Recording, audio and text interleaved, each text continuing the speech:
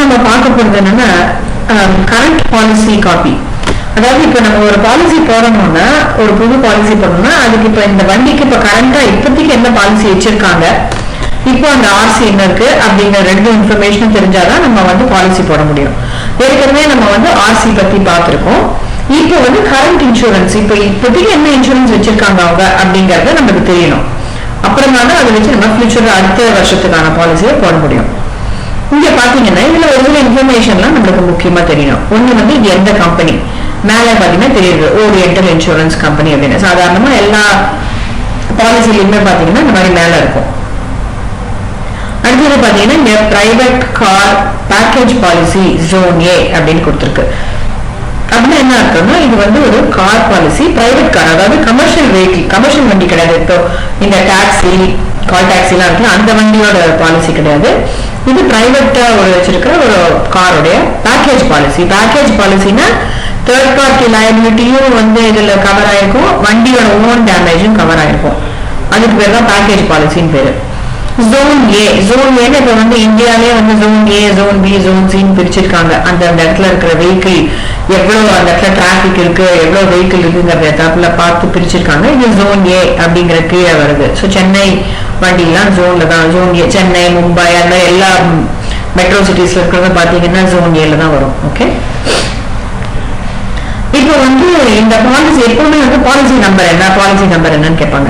Policy number அப்படிங்கிறது இங்க இருக்கு பாருங்க, 411/700/2016/4113. அதுக்கப்புறமா வந்துட்டு எப்போ வந்து எந்த ஆபீஸ் இஷ்யூ பண்ணிருக்காங்க அப்படிங்கிறது, இதை பத்தி நம்ம ரொம்ப தெரிஞ்சுக்கணுங்கிற அவசியம் இல்லை. அந்த ஆபீஸ் அட்ரஸ் அதெல்லாம் வந்து ரொம்ப அவசியம் இல்லை. பட் இதுல வந்து நம்ம என்ன தெரிஞ்சுக்கணும்னா, என்ன தேதியில இருந்து என்ன தேதி வரைக்கும் இந்த இன்சூரன்ஸ் இருக்கு அப்படின்னு தெரியணும் இந்த வண்டிக்கு.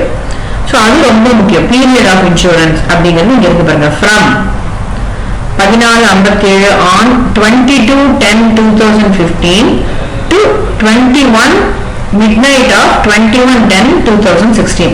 சோ இந்த வண்டிக்கு வந்து பாத்தீங்கன்னா அக்டோபர் 21, 2016 பாலிசி முடிஞ்சது.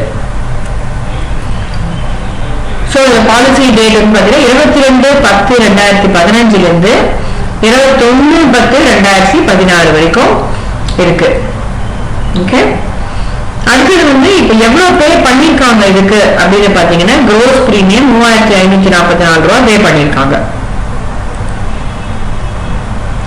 அதுக்கு 496 ரூபாய் டாக்ஸ் கட்டிருக்காங்க, ஸ்டாம்ப் டியூட்டி மொத்தமா சேர்த்து டோட்டலா 4040 ரூபாய் பே பண்ணிருக்காங்க. ஓகே, இப்போ இந்த வண்டியோட இந்த எந்த வண்டிக்கு அப்படின்னா, இது இந்த வண்டி டீடைல்ஸ் இங்க இருக்கு.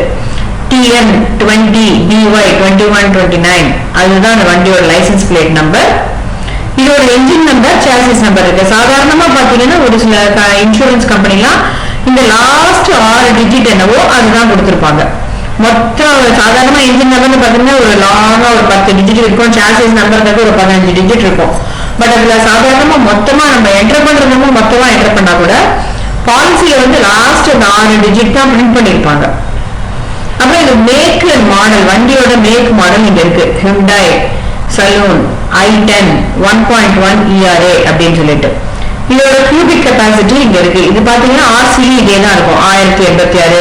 அதே மாதிரி இந்த ஆர்சில இருந்து எடுத்து போட்டிருப்பாங்க என்ஜின் நம்பர், சாசிஸ் நம்பர், வண்டியோட ரெஜிஸ்ட்ரேஷன் இதெல்லாம்.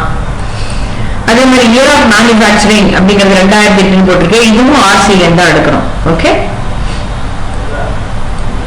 இப்ப வந்து இந்த இந்த வெஹிக்கிளோட வேல்யூ என்ன, எத்தனை ரூபாய்க்கு இது வந்து இன்சூர் பண்ணிருக்காங்க அப்படின்னா, இந்த வெஹிக்கிள் 1.68 lakhsக்கு இது வந்து வேல்யூ பண்ணிருக்காங்க. ஏன்னா பாத்தீங்கன்னா இந்த வண்டி 2008 வாங்கியிருக்காங்க நினைக்கிறேன் இல்லையா. இப்ப 2008 இப்போ கிட்டத்தட்ட 2016 இருக்கும்.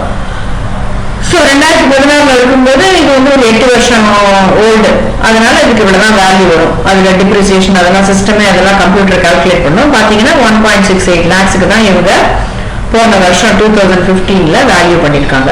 இது வெறும் ஃபர்ஸ்ட் பேஜ் தான். இப்போ வந்து நான் வந்து 2வது பேஜ் ஓபன் பண்ணி காட்டுறேன் பாருங்க, இதுல என்ன இருக்குன்னு சொல்லிட்டு. கண்டினியூ பண்ணினா இதுல இருக்கும். சோ இந்த பாலிசியில பாத்தீங்கன்னா எல்லா பாலிசியும் முக்கால்வாசி பாத்தீங்கன்னா 2 தான் பிரிச்சிருப்பாங்க.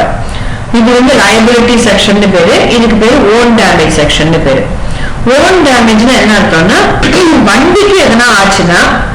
இப்போ நம்ம வந்து இந்த காரை டிரைவ் பண்ணிட்டே இருக்கும்போது எங்க இடிச்சிடுச்சுன்னா அந்த வண்டியில வர டேமேஜை கவர் பண்ணணும்ங்கிறது ஓன் டேமேஜ்.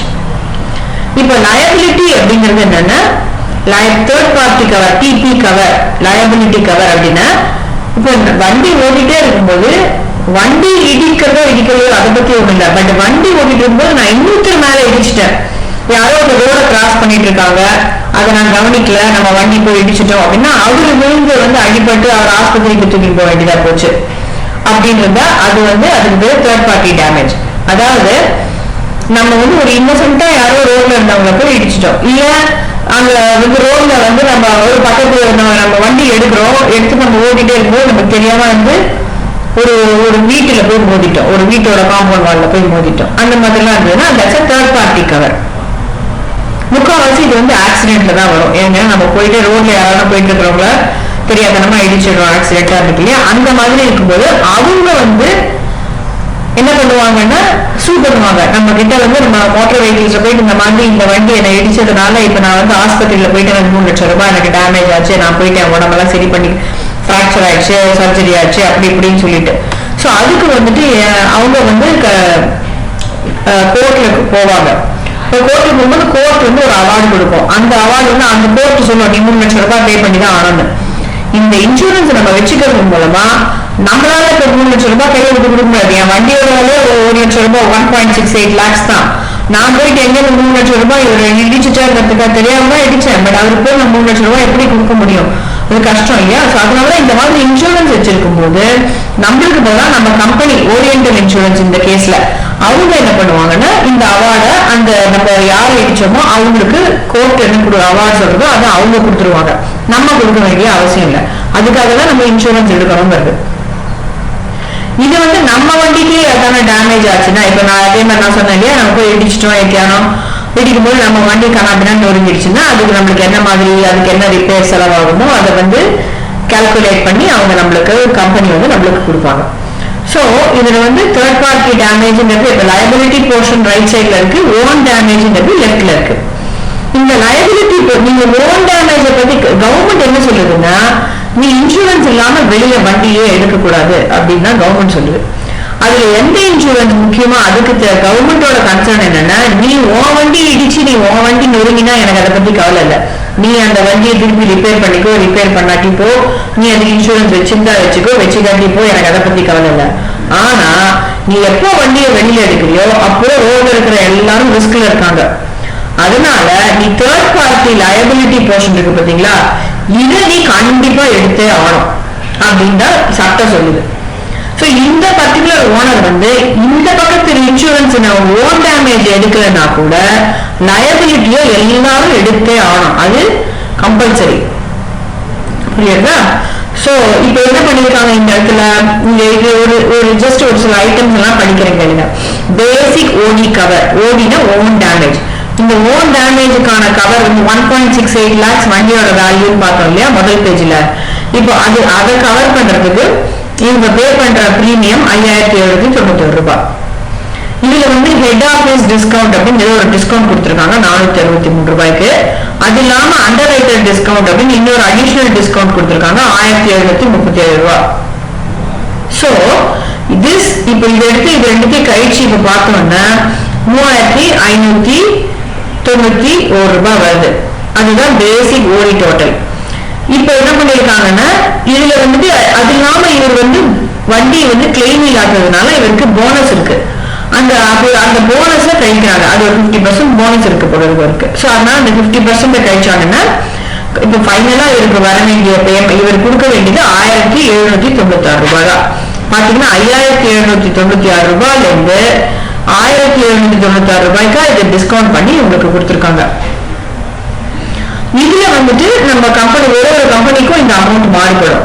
ஆனா இந்த பக்கம் இருக்கிற அமௌண்ட் மாறுபடாது. இது வந்து கவர்மெண்ட் செட் பண்ற அமௌண்ட். எல்லா வண்டியும் அவங்க இந்த வண்டிக்கு இவ்வளவு டிபி கவர் இது கவர் அப்படின்னு சொல்லிட்டாங்கன்னா அதை தான் இவங்க கொடுத்தாங்க. அதை கூட்டவும் முடியாது, அதுல இருந்து கழிக்கவும் முடியாது. இது நான் சொல்றேன் பாருங்க, பேசிக் டிபி கவர் 1598, அதனால டிபி டோட்டல் இவ்வளவு. இதுல வந்து PA ஃபார் ஓனர் டிரைவர் இதுவும் ஒரு கிட்டத்தட்ட இப்ப கம்பல்சரியா ஆட் பண்றாங்க. அது என்னங்கிறது நான் சொல்றேன் அப்புறமா. PA ஃபார் ஓனர் டிரைவர்னா அதுக்கு ஒரு 100 ரூபாய், பெய்டு டிரைவருக்கு ஒரு 50 ரூபாய். அதுக்கப்புறம்